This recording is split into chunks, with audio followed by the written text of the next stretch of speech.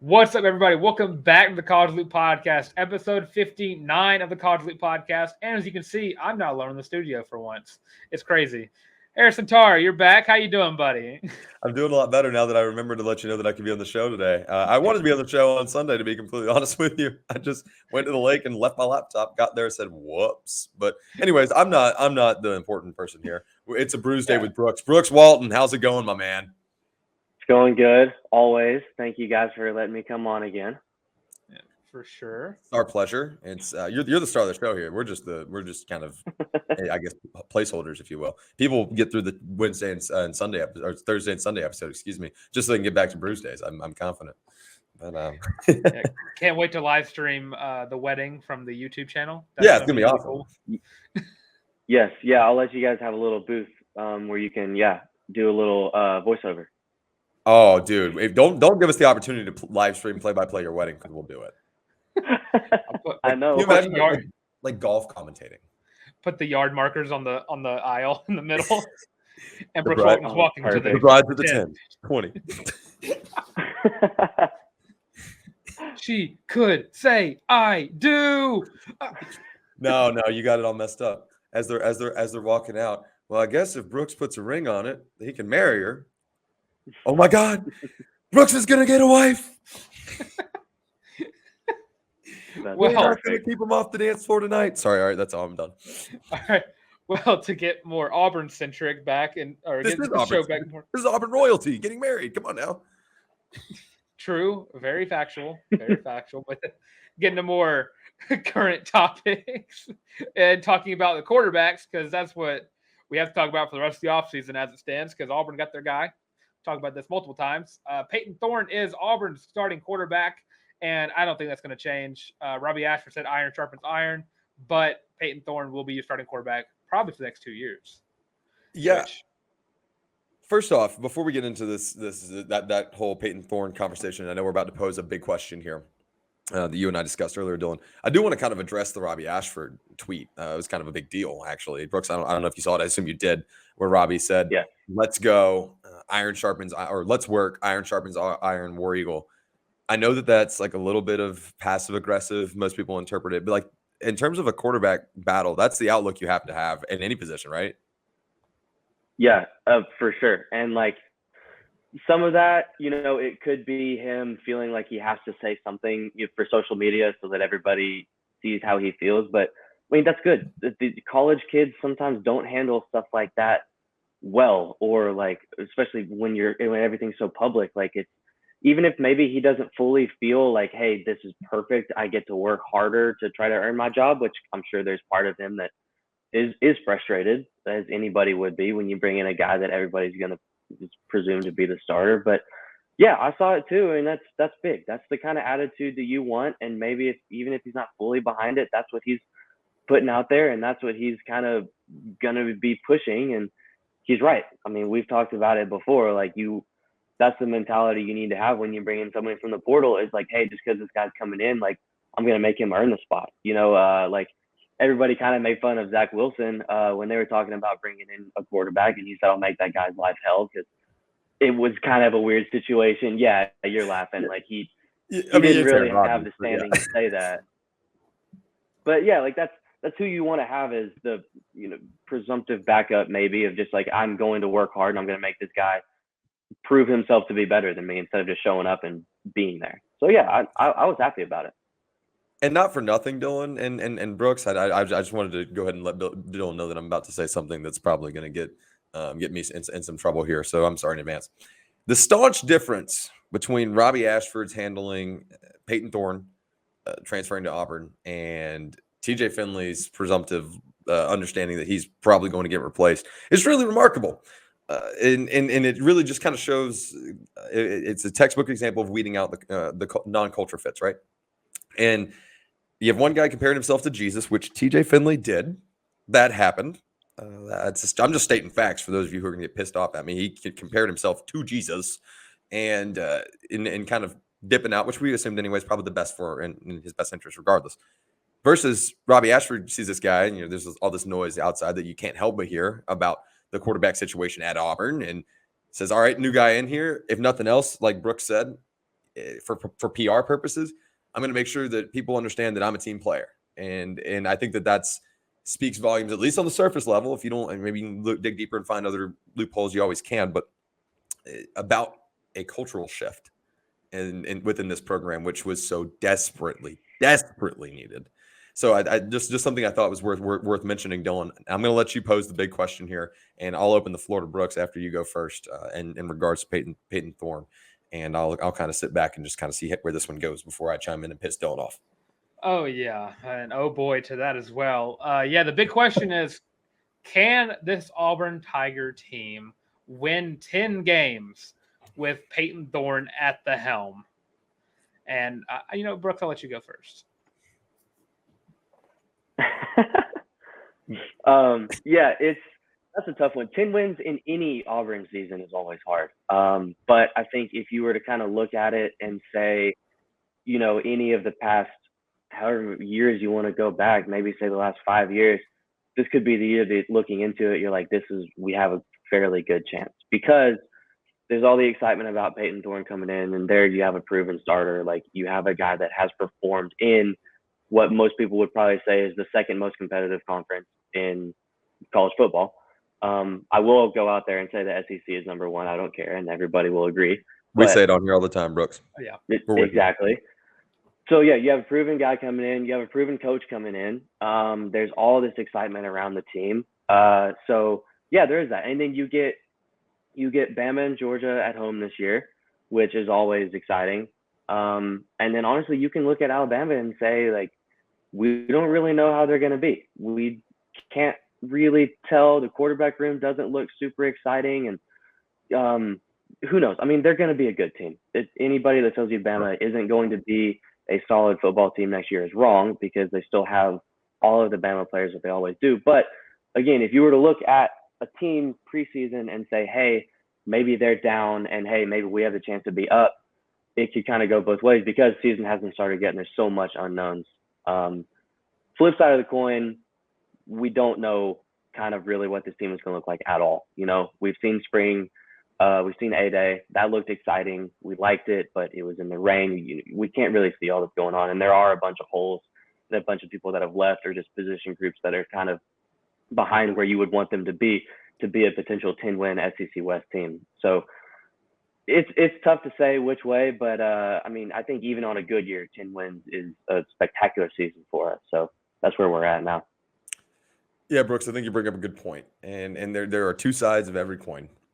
I completely understand, and I appreciate. It's refreshing to see new coach, new enthusiasm from within the fan base. It's important to see that kind of success. To be completely honest with you, there wasn't this level of excitement when Brian Harsin was hired at Auburn. It was kind of those, who the hell is this guy kind of moments. And I'm not necessarily bashing one way or another. If you were cautiously optimistic, great. If you were pessimistic, I mean, come on, it's more fun to be an optimist than it is a pessimist. Just putting that out there. But the best case scenario for Auburn this year is you win 9 games. That is the best case scenario for Auburn this year. I think your floor is 7 games. I actually think it's pretty tight window in year one of Hugh Freeze. Anywhere between 7 and 9. So 7, 8, 9 wins. All of those outcomes feel plausible. And six wins, I'll tell you right now, a lot of people thinking Auburn may only win 5 or 6. I think that's an abysmal failure. I think 7 wins, you can consider this a successful, move forward, play in, and hopefully win your bowl game and move forward to win a bowl game. Auburn win a bowl game challenge. Almost impossible. But no offense, bud. Sorry, I know you run a couple of those teams, but no, I never won one. Yeah, I know exactly. You just I know they don't. I understand that whole argument. We'll get to there. I can't wait for bowl season so I can go on my bowl game tangent, but that's a whole other story for another time. You're not. I don't feel good about Auburn's chances of winning one of the big 3. Your LSU, your Georgia, your Alabama. And Dylan's going to get on here in just a second. He's going to tell me I'm wrong, and that's fine. It's what we do for a living, and we bicker and we banter. But I'm going to go and tell you right now, Dylan's wrong, because I have a hard time envisioning a world in which an Alabama team that's been counted down and out. There's only one thing scarier than playing Nick Saban. It's playing Nick Saban when he's pissed. He's the greatest to ever do it, and he will figure out it can be an average quarterback, and he can still have a championship title contending team. He's done it a lot. Kirby Smart in Georgia is the purest form of college football right now. I mean, they are the gold standard, and everyone's chasing Georgia right now. LSU, you finally broke that curse in Baton Rouge under year one of Harsin, correct? Year two, Yeah. year one, Brian Harsin, excuse me. Year one of Harsin, our senior year, and I'm telling you guys, it's hard. It's a hard place to win, and Auburn has a really, really poor track record there. And I think Brian Kelly's got a good team over there. I would be really, really surprised if Auburn snagged one of those three. Now, if you win one of those three, things get weird, especially if you win LSU. Things get really weird coming down the stretch. But Dylan, I don't see a world even with Payton Thorne. I think Payton Thorne takes you from a projected 7 to a comfortable 8-win team. A comfortable 6 or 7 to a comfortable 8-win team. I think you should win 9 games. I don't think 10 games has happened, and tell me why it is. All right, here we go. So enough of the negative Nancy talk from Mr. Harrison Tarr. All right, so you go through the season. You're 4-0 in non-cons. It's going to happen. UMass, Samford, New Mexico State are the easy games. I think at Cal, their offense doesn't really have it. Can we talk about that for two seconds? 2 seconds. What? Who the hell thinks the Cal's going to beat Auburn? And did we watch the same Cal football team last year? No, I said they're going to win. No, I'm talking about the ESPN FPI. That's oh, continue. Yeah, don't get me started on that. I'll say it right now. That's a load of horse shit. Continue. Yeah. So 4-0 non-con, easy mode. Go through the SEC schedule. I'm going to leave out Georgia, LSU, and Bama because I'm going to get to those individually. Oh, really? Give me a second. Mr. Pessimist over there. Chill out. Carry on. A&M. Got to be honest. Bob Petrino, not the best hire in the world. Better offensive coordinators are around the horn, and you probably got the one with the most baggage, probably more baggage than Jimbo Fisher has. And I think Jimbo Fisher's gonna be walking out Texas A&M this season with a big bag of money, because I think Auburn's gonna walk into College Station and take that game. Ole Miss, Jordan-Hare Stadium. Outside of last year, Auburn pretty much owns Ole Miss in football, and I think with Hugh Freeze has a little chip on his shoulder to win this game. And that's why I like Auburn to probably win this game by probably some double digits, because I don't like Ole Miss quarterback situation. Ole Miss down year, question mark? I think so. They lost a lot, and I think they didn't gain as much as the fans think they did. The transfer portal wizard was casting his reverse spells this year. Yeah. Mississippi State, probably a little bit of a down year, and I hate it for him. God rest his soul. I miss Mike Leach so much. But I think that with a new first-year head coach, like a first-time head coach, and Zach Arnett, I think Auburn is probably going to win this game as well. But look out for Will Rogers and that arm, because it's going to be a defense. The defensive backs are going to be on their toes this game. Vanderbilt, they're getting better. I love old Dandy Vandy. They're getting better. But you got another year or so before Clark Lee starts implementing that SEC East winning, his SEC East winning ways. And Arkansas, going to be a down year for Arkansas as well. Kendall Briles is at TCU. KJ Jefferson is the glue holding that team together. And it might be the last year of Sam Pittman as well. We might have a couple of coaches be leaving out of the SEC, depending on how Arkansas goes. But those fans love a 7-win season. They had it. They were down so bad for so many years. Hear me out. Sam Pittman and mutually parts ways in air quotes with Arkansas, and head coach just happens to be T. Will. Just throwing it out there. Just some hypotheticals in my mind. He brings T. Will to Auburn. Auburn has a third linebackers coach or a third defensive backs coach. Sam Pittman comes to be the co-offensive coordinator with Jake Thornton.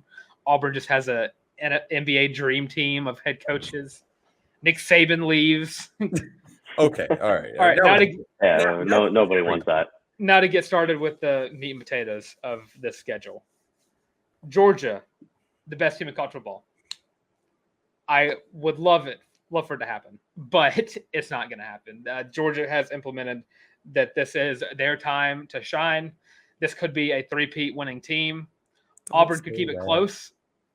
Auburn could keep it close, probably a half, if that. But Georgia and Kirby Smart have recruited their asses off, and they got better at the wide receiver room.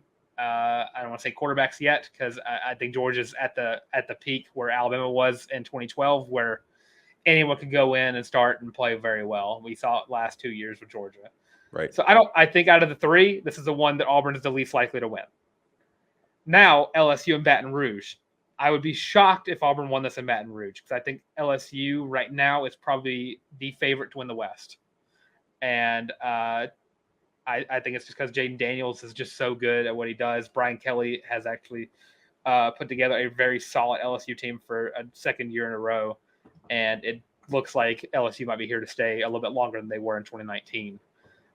So if I had to rank it, I think this is the second, I guess, what's the second likely team game Auburn can win out of the three? There's only 3 teams. It's also the second most and second least. Yeah. Now, a game that I'm going to get a lot of fans on my side about, and Tarr's going to hate me for it. I think the Iron Bowl is probably your most winnable game of those 3. And I think this is I don't want to say it's a down year for Alabama. I'm not giving them any rat poison to use against me. I'll knock on wood just in case. But this is probably the weakest Alabama offense we have seen in recent memory. And I'm going back to even Greg McElroy days with this. And this might be the worst quarterback room Alabama's had in a hot minute. I said on the Auburn Daily Show, I'll say it here.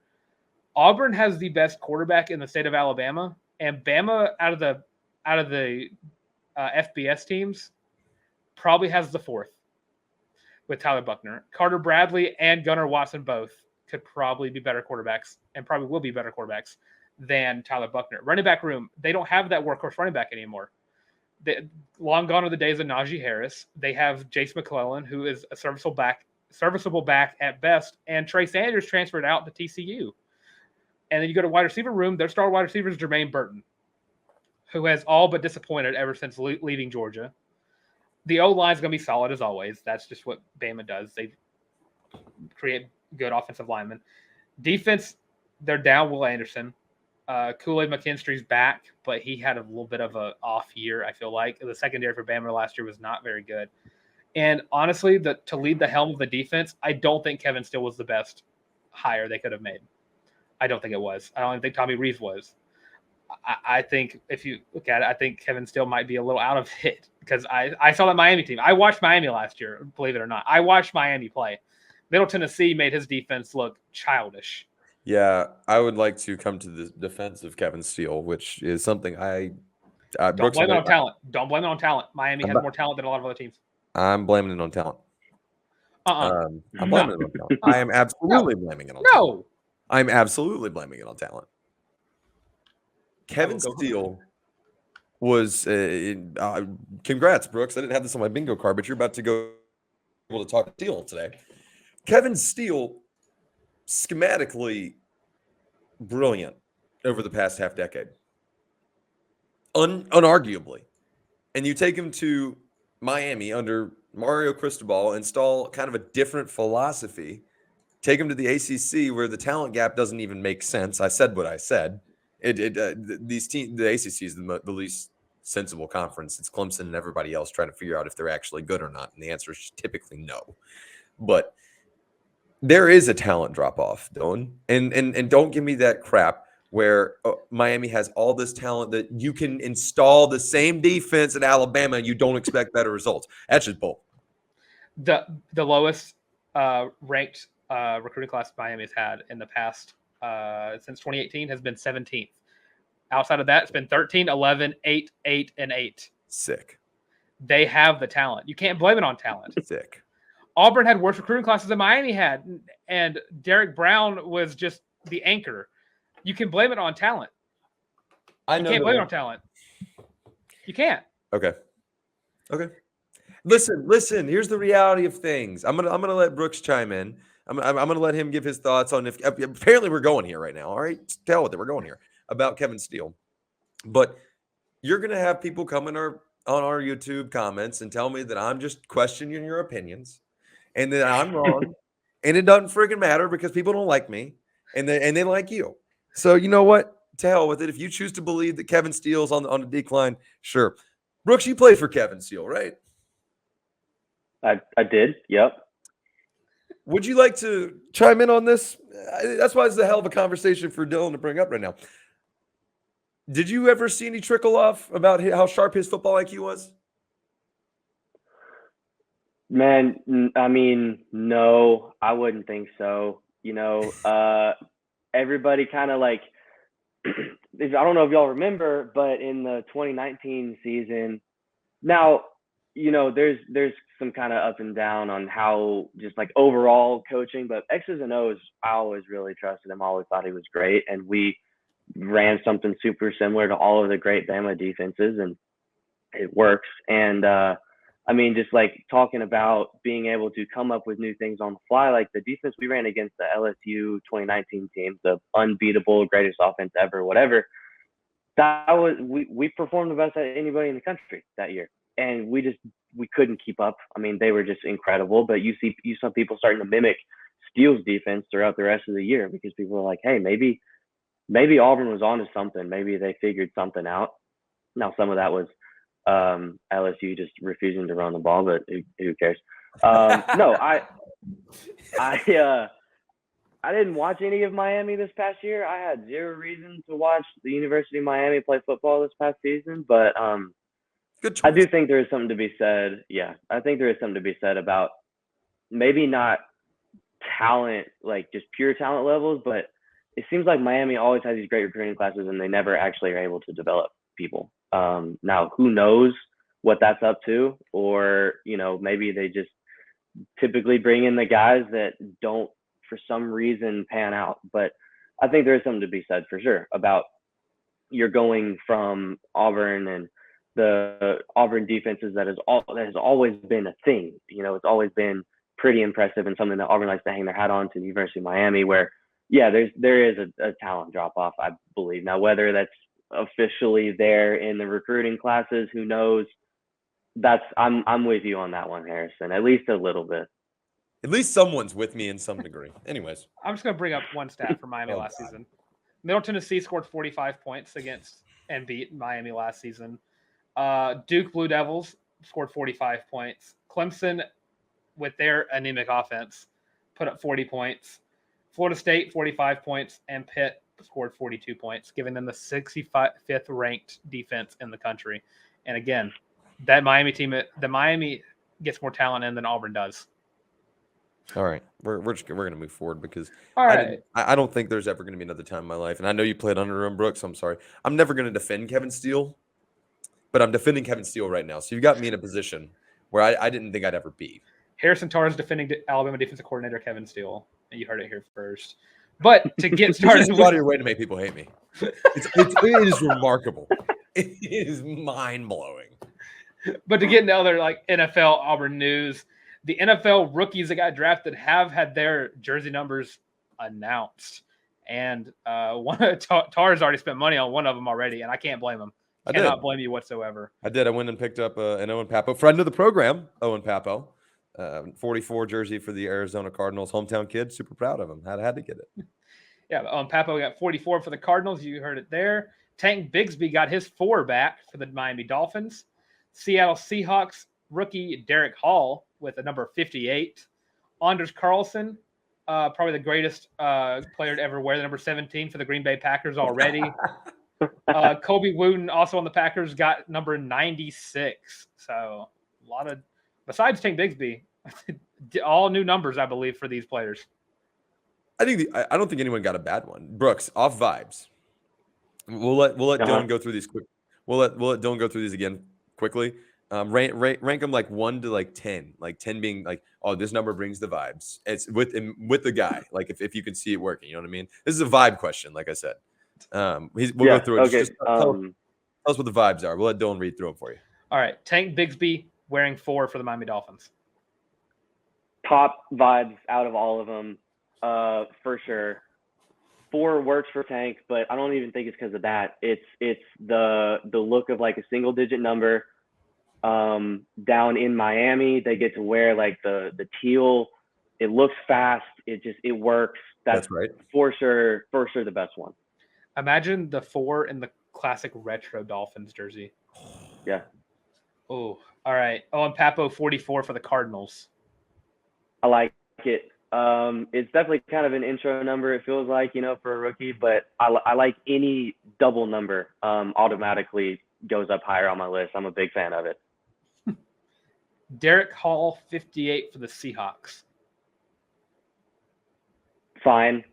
kind of a middle of the pack for a D lineman edge player.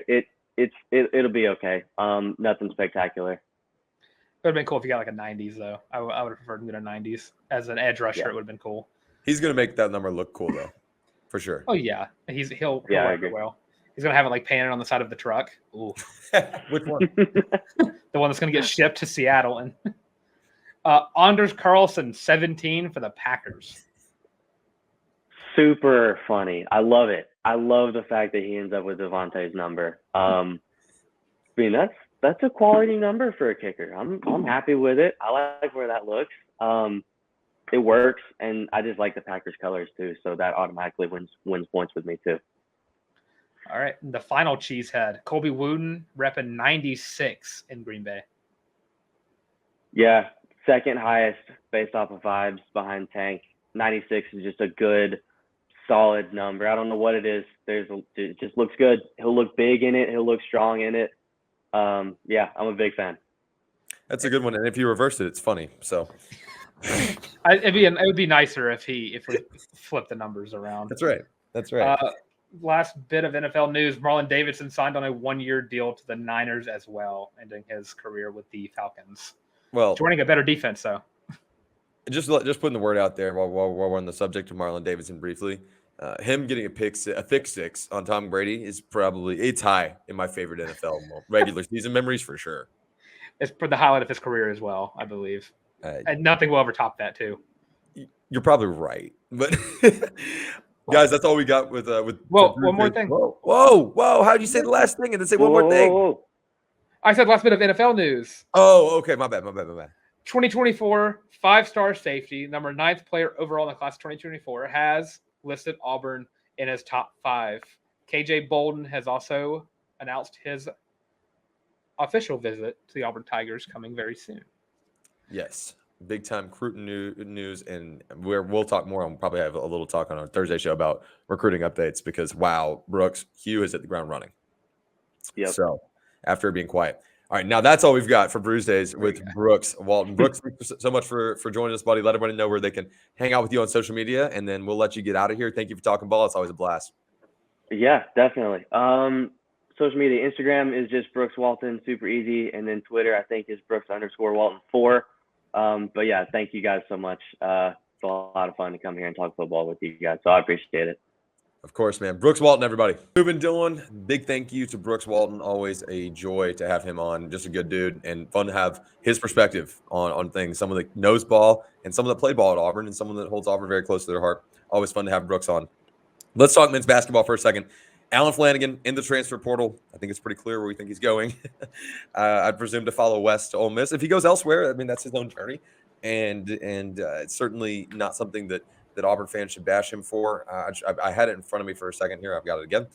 Alan Flanigan in 2023 or the 2022-2023 season averaged 26.9 minutes a game and played in 34 games, 10.1 points a game, averaging just south of 2 turnovers, and really didn't shoot three ball all that well. I mean, he shot 33.3% this year, which is remarkable, but he didn't take a lot of threes.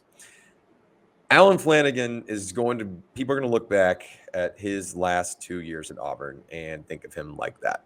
I hate that. I really do. Yeah. I don't want it to get lost in the sauce. And this is just strictly news and just kind of me editorializing here. That Alan Flanigan in 2020, that COVID year that Auburn was on a self-imposed ban, he was on X Games mode for one. I mean, he was averaging 14.3 a game, playing point guard, and stepping up in a role that we really had expectations that he was going to be an NBA player, like an NBA starter at that, or at least a rotational piece. And it kind of trickled off his last couple of years, and it's almost kind of the Devin Cambridge effect. You know what I mean? Like kind of that boom, heavy hit, same timeline.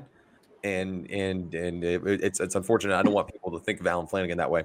Flanigan's did a ton for Auburn, Dylan. They did. Was it time for a mutual parting of ways from the Auburn basketball community and the Flanigan family? Yeah, it was time. And sometimes it happens. It's just the way it shakes out. I don't want people to think negatively about Alan Flanigan. That was my little high horse I wanted to get on.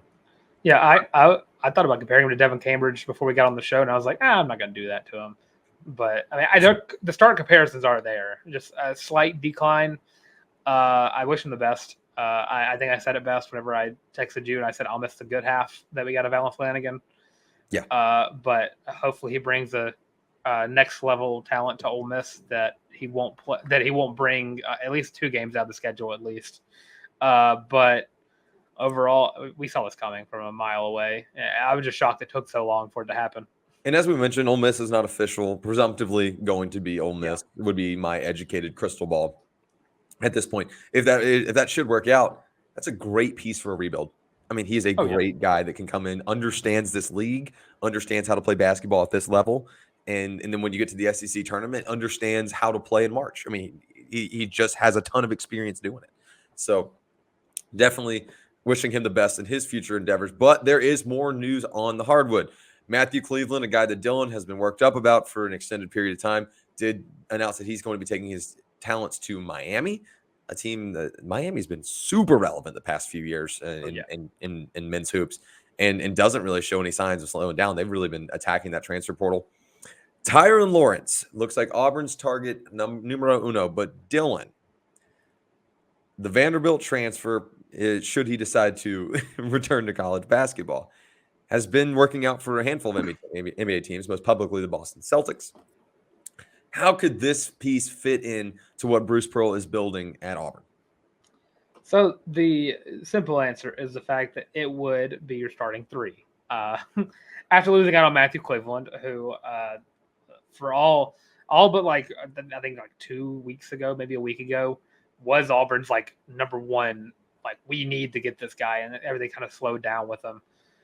And Matthew Cleveland was going to be like our starting 3 in place of Al Flanigan. Now Tyrin Lawrence is like, you got to get him. Because right now, without Tyrin Lawrence or any other transfer that may show up, you're starting 3. You're going to be looking at either Simo or Lior Berman. Well, as things stand right now. As things stand right now, yeah. In the ever-changing world of college basketball, as it stands, if you don't get Tyrin Lawrence, you're looking at starting Lior Berman. Or begging Jalen Williams to come back for one more year. That too. But which at I that point, think is probably very much in the cards. Yes. Oh, for sure.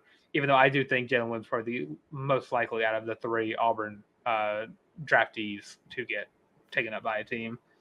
But it does answer the question. It does pose the question, if Auburn brings back Janai Broome and Jay Will, where do you put those 2? And is it Janai Broome at the 4, and then you just hope to God you get a 5 from the transfer portal, or you just got to try to stick to your gun at Dylan Cardwell? I think you have to play Janai Broome at a stretch 4 and play him under the bucket. I think that's kind of your solution in the starting rotation. If Dylan Cardwell continues to progress, maybe that's an option. It may be. And really, Dylan Cardwell did make strides this year. I'm not. People were going to think that I hate Dylan Cardwell. I don't hate him personally. There are just fundamental things where I've seen him progress and then digress again, and it's frustrating. Dylan Larck, not Dylan Cardwell, but it's frustrating, Dylan, to see Cardwell make those good steps, and he'll have really, really good days, good games and moments. And it's not even an up and down with him. It's just sometimes fundamentals kill you. He's got a great frame. He's when he remembers fundamentals, he's great at boxing out and a rebounding machine. It's a matter of consistency, right? And I do think you're right. If you can go to the portal and get a big man, which that portal window is shrinking and shrinking and shrinking, that is something you should explore, certainly. Oh yeah. But this team does have the makings, especially if you add a certain guard from Vanderbilt that we've been speaking about, Tyrin Lawrence, to be interesting. And when I say interesting, I don't mean bad. I don't mean crazy good. I don't know. This could be the most surprising Bruce Pearl team we've seen in the past since maybe 2019. Like I'm really truthfully, I'm just not sure. And I don't think that's a bad thing. I think it's certainly a bridge year as you wait for this 24 class, which for those of you panicking, shut the hell up. Be all right. It's gonna be okay. At Todd Pettiford is still really freaking good. And they're not done. It's all gonna work out fine. What is it Trevon Reed says? What is that he always says? We're not finished yet. Not finished. We're not Not finished. finished. Not finished. So, a lot of exciting news over on the hardwood. NBA news. Auburn alumnus Walker Kessler named a first team All-NBA rookie team. Jabari Smith on that All-NBA rookie team second team. Jabari Smith, a little quick editorialization again, Dylan, coming down the stretch after a pretty lackluster and tough to watch start to his career. He's a hell of a basketball player, and it does correlate to the NBA. So those of you who were talking about Jabust, shut up. What are the rules on NBA players coming back to college? What are the rules on that exactly? They can do that, right? Like that, is that allowed? By my count, Jared Harper has another year. Bryce Brown should get a COVID year, even though he wasn't there during COVID. We'll just give him one. Yeah. Charles Barkley, did he stay all 4 years? He did, yes. I think he may have a COVID year as well. Well, I think Chuck was there for 3, but neither here nor there. Yeah, I mean, I think we could make something work out here. Sharif can come back and play the 1. We can make that work. That'd be the small guard exception I think I'd make.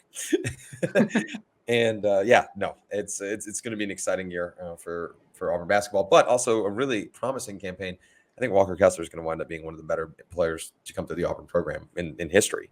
And maybe at that point, that's your selling point. We are big man you, and that's fine. But Jabari Smith also, I think, is going to be an all-star caliber talent in this upcoming NBA season. And he'll have nothing to show for it because the Rockets freaking suck.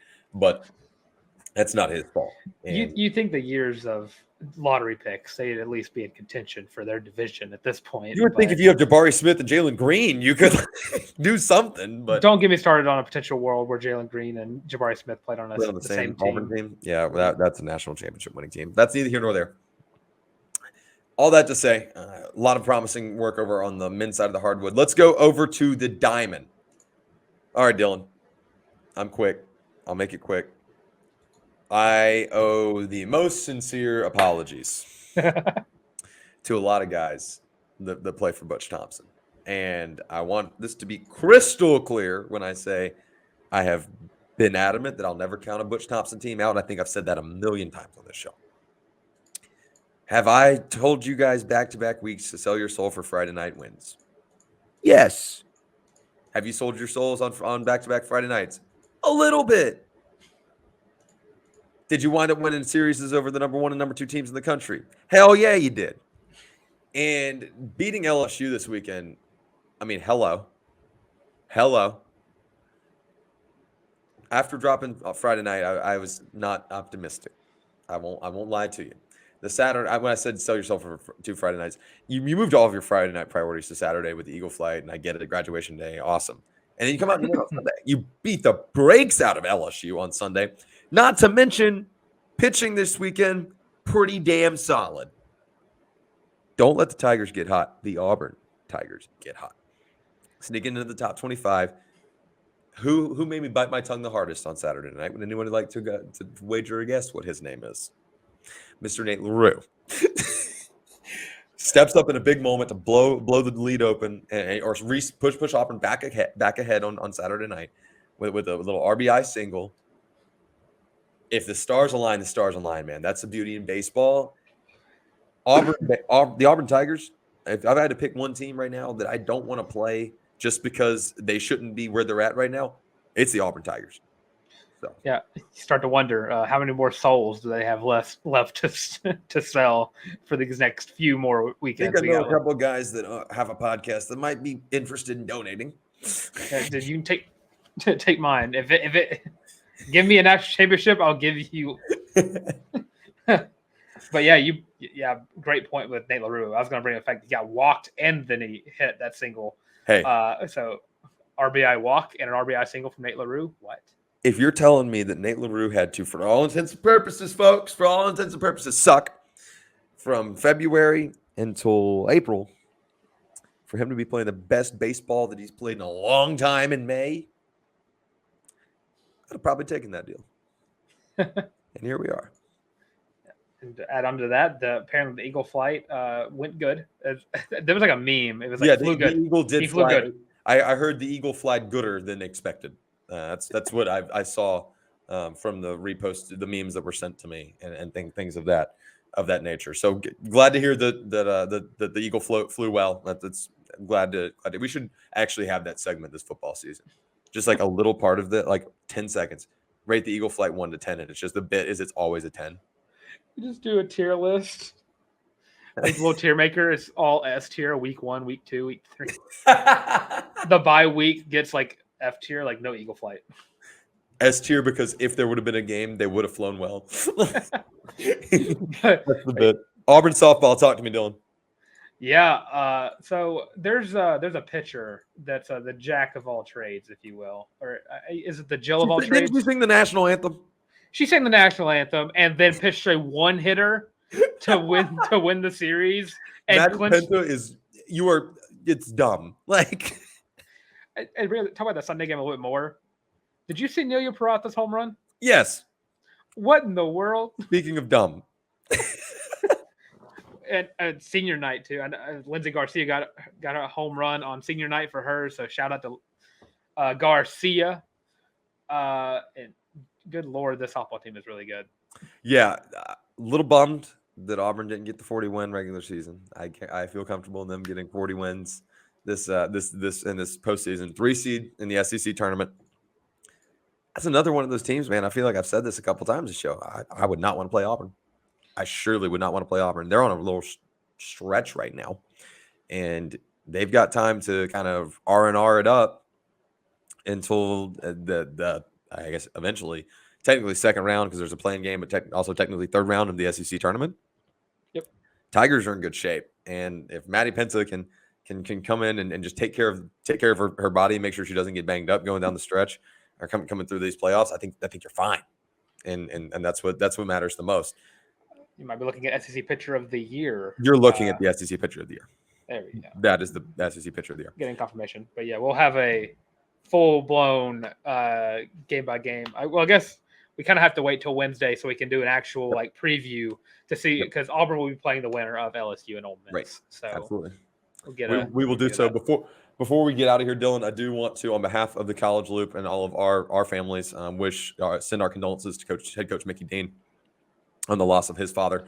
We are keeping the Dean family in our thoughts and prayers. And I know that this is coming at him. It's never a good time, but he's got a lot on his plate right now. And I know that family is certainly rallying around Coach Dean. So sending our best wishes and thoughts and prayers their way. I am Harrison Tarr @by Harrison Tarr on Twitter. If you want to check me out, I'll be honest, guys, I'm AWOL right now. I'm taking a little mental health break. I'm stepping away, and I think I'm really making some good strides there. I've been away from Twitter for about a week now, and it has helped tremendously. And that's why you will not catch me on the Auburn Daily Show for a couple weeks. I'm taking a little leave of absence, so I'm going to leave it here. We'll plug all of our socials. Take care of yourself. Take care of each other. Treat each other the way you should, and make sure you take care of both those you love and yourself. Take care of your mental. Take care of your physical. Love all you guys. Appreciate all of y'all. I couldn't say appreciate for a second there. Like, subscribe, ring the bell. Make sure you're hanging out with us. Drop your comments. Go ahead and hate me. That's fine. There's a small part of me that kind of hopes that up until the end of that softball segment, people are already like commenting nasty things, and then I'm bringing it like full circle and telling them to take care of each other. I'm not trying to sound holier than thou because I'm not, because I feel like I would just do that and feel terrible. But so if you feel terrible, it's fine. I forgive you.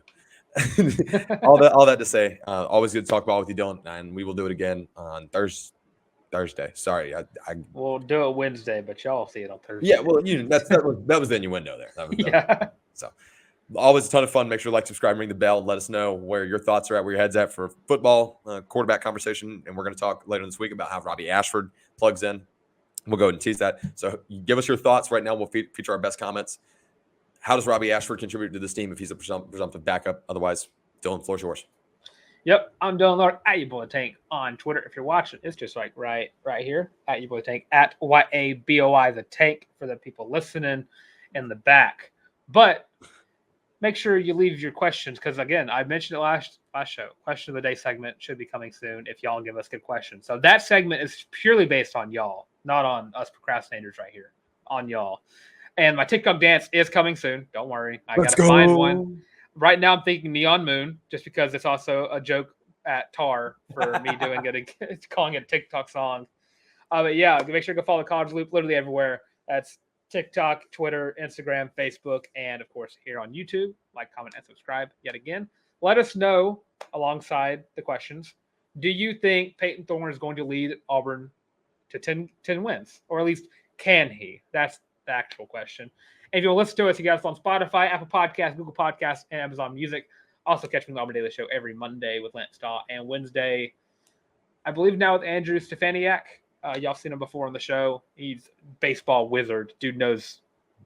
Knower of baseballs. Genius.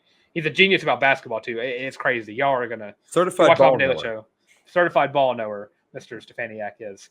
But yeah, with all that being said, it's been the College League Podcast, and I'm trying to find the ending. You think I'm doing the show on this platform for so long? Oh, look, there it is.